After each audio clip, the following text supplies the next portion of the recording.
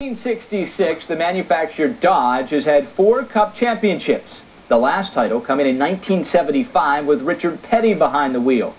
The drought will continue this season because there's not one Dodge Cup car that was able to make the chase. Reason for concern?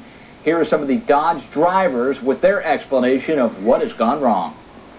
The Dodges don't run very good compared to the rest of the cars, so we need them to be committed. We need them to step up as a manufacturer and help us out and make our Dodges better. I mean, you can look in the garage and the cars that are good they're not Dodges, so we have to keep working on that, and if they keep saying that they're going to be behind us and work with us, then that's great. We all want to go out there and win. We feel that that Dodge is definitely stepping up what they're trying to do from what we can see, just in what we're doing with the chassis, the engines, and a lot of other things, aerodynamics, and it's hard because they want better results, we want better results, and nobody's going to point fingers at each other on what it's going to take. So I think that it's good that they're at least positively reassuring everybody that they're in it for the long haul and in it to be competitive.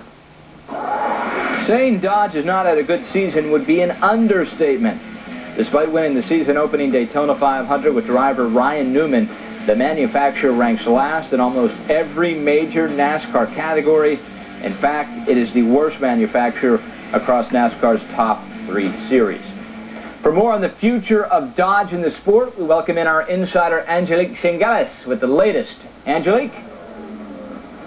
Brian, spurred by a published report this week that suggested that Gillette Evernham Motorsports may be bolting for Dodge for another manufacturer, Dodge's commitment to the Sprint Cup Series has been questioned. Now, I had a chance to speak with Dodge official Mike Delahanty this morning, and here's what he had to say about the manufacturer's commitment to the sport. Number one, it's a great venue for us, for Dodge. Number two, we've got long-term contracts not only with the sport, with our teams, but more importantly, we've got a long-term deal with our dealers. They're the partners in our program. What is the impact? This is the chase. What is the impact of not having a Dodge in the chase right now?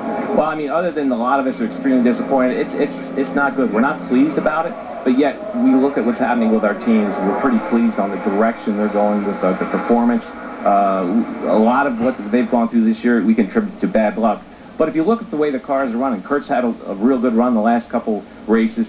Casey has some good momentum, and he's proven he can win, so we're optimistic about where the program's headed.